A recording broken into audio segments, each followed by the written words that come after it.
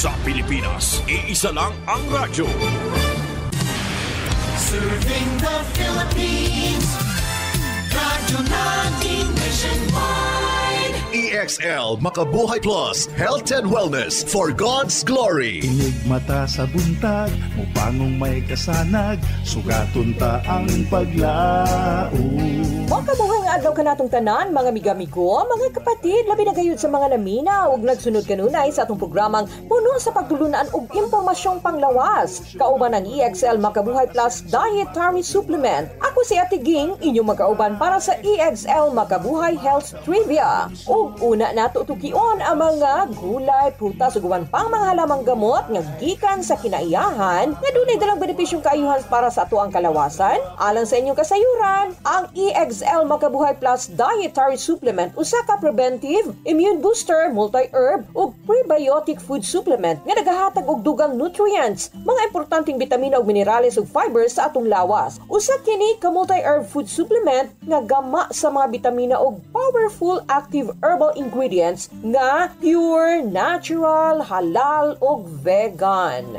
Atong hisgutan karon mao ang bahin sa bayabas. Unsa ang matabang niini ug mahatag nga kaayuhan sa atong panlawas. Ang bayabas na ilhan tungod sa ihang bunga nga paborito sa mga Pilipino. Gigamit ang pipila ka parte sa maong tanom, partikular na ang dahon ni iniisip tambal sa pipila ka mga balatian. So atong nasayran nga ang nagkalain-laing parte sa maong tanom nga bayabas, mamahimong makuhaan nato og daghang klase sa kemikal ug sustansya nga mamahimong dunay benepisyo alang sa tuang panlawas. Kini makuhaan nato og kemikal nga alkaloids, flavonoids, glycosides, polyphenols, reducing compounds, saponins ug tannins. Ang dahon duna usay alkaloids, anthocyanins, carotenoids, essential oils, fatty acids, lectins, phenols, saponins, tannins, triterpenes, and vitamin C. Duna usab kini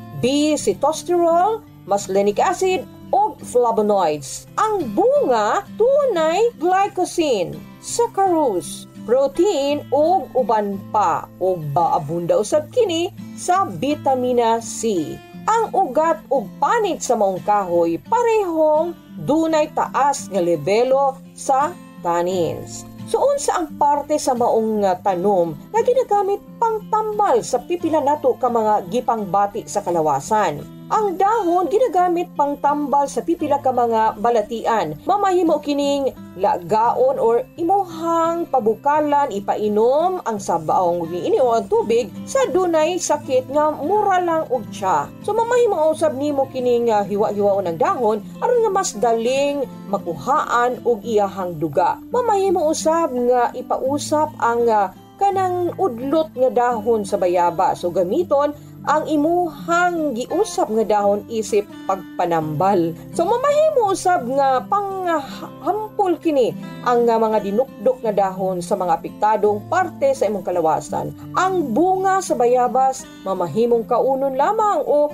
lutuon pod sa usa ka sangkap sa pipila ka mga putahe. Ang panit usab sa mong kahoy nga bayabas ginapabukalan aron nga maoy ipangmugmog o ipanghugas. Ang ugat ginapabukalan usab kauban ang uban pang parte sa maong tanom aron nga magamit isip tambal. Ang bulak niini mamahimo usab nga iapi sa pagpabukal sa pipila ka mga parte sa maong tanom nga bayabas. Ang mga sakit nga mamahimong matambalan o maalibyuhan sa bayabas sama na lamang niining ulcer, samad, pagpanakit sa ngipon, kanunay nga pagbawas ug pagpanghubag sa imuhang mga gums, rayuma ug maalistan sa pagpagawa sa imuhang hugaw, epilepsy, bagong tuli ug bagong pagpanganak. So usa sa mga hisgutan nato dinhi nga pwedeng ayuhon o maalibyuhan sa maong bayabas mao ang sakit nga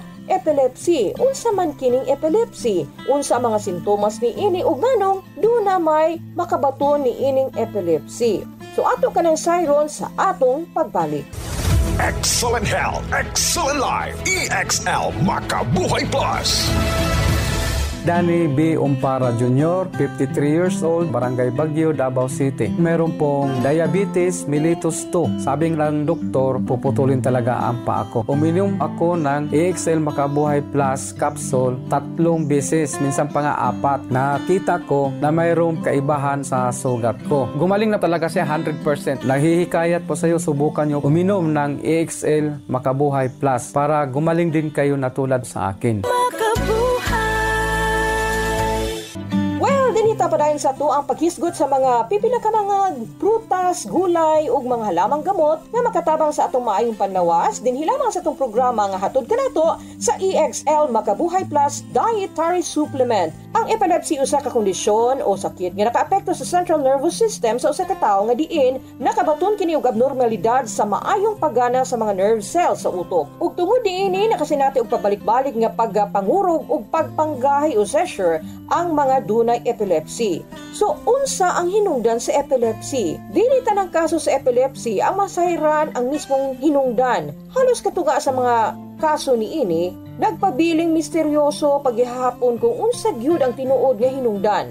Sa pagkakaroon, ani pa lamang ang pipila sa mga nailhan nga posibilidad nga hinungdan nga nagka-epilepsy ang usa ka tawo. Kini gumikan sa sobrang kuryente o electric signals nga mogawas gikan sa ilahang mga cells sa utok.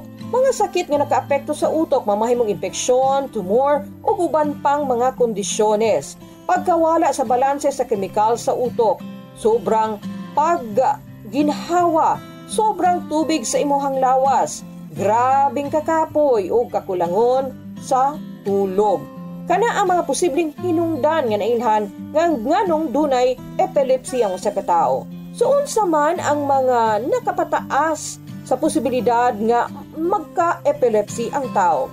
Sumala sa mga pagtuon, dunay pipila ka mga nasayran nga hinungdan nganong makabaton og epilepsy ang tawo kini tungod sa edad. Sagad maigo niini mga bata o katong mga nag-edad og 60 pataas. History sa sakit sa pamilya o posible usab nga hinungdan ang pagbaton o grabing damage sa ulo nga mamahimong nakaapekto sa paggana sa utok. Posible usab nga magka-epilepsy kung na-stroke o dunay infeksyon. So unsa ang mga posibleng komplikasyon sa sakit nga epilepsy? Tungod ang pag-atake sa pagpangurog o pagpanggahi sa imuhang lawas, mamahimong mahitabo bisan kano sa o dili mahibaw-an nga oras o panahon. Ang pipila ka mga komplikasyon nga konektado sa sakit nga epilepsy, aksidente usab nga nagresulta sa grabing peligro sa kinabuhi sa tao. Lakip na dinhi ang pagkalunod, pagkahulog gikan sa mga taas nga lugar ug aksidente sa pagmaneho.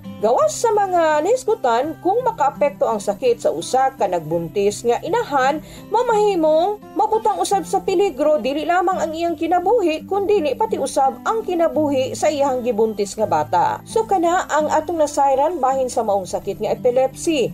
Ug ang duga sa gidukdok nga dahon sa bayabas giingon nga epektibo nga pampahupay sa sintomas sa maong sakit nga epilepsy. So gawas sa atong nahisgutan, dili gyud nato kalimtan kanunay ang pagtumar adlaw-adlaw sa EXL Makabuhay Plus Dietary Supplement. Tungod kay ang EXL Makabuhay Plus dunay nagkadaiyang sangkap nga giusa sa usa ka kapsula sa EXL Makabuhay Plus para sa kaayuhan sa atong panglawas. So tumar og 1 o 2 capsule matag adlaw.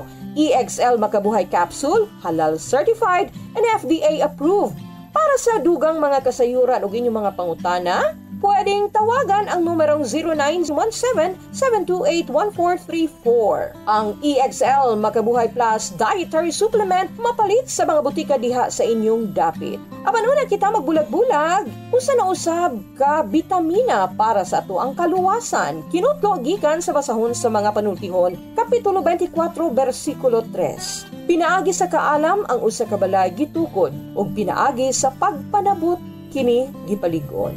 Hinumdumi mga amigo, dili kompleto ang ato ang adlaw ug kinabuhi kun wala ang Dios diri sa atong kasing-kasing. Hangtod na usab sa atong sunod nga parag-uban, kini si Ate Ging dinhi sa atong programang puno sa pagtulunan og impormasyong panlawas. Kauban kanunay ang EXL Makabuhay Plus Dietary Supplement. Buhay at makulay ang buhay sa EXL Makabuhay. Makadasig, makaaptik, makabuhay.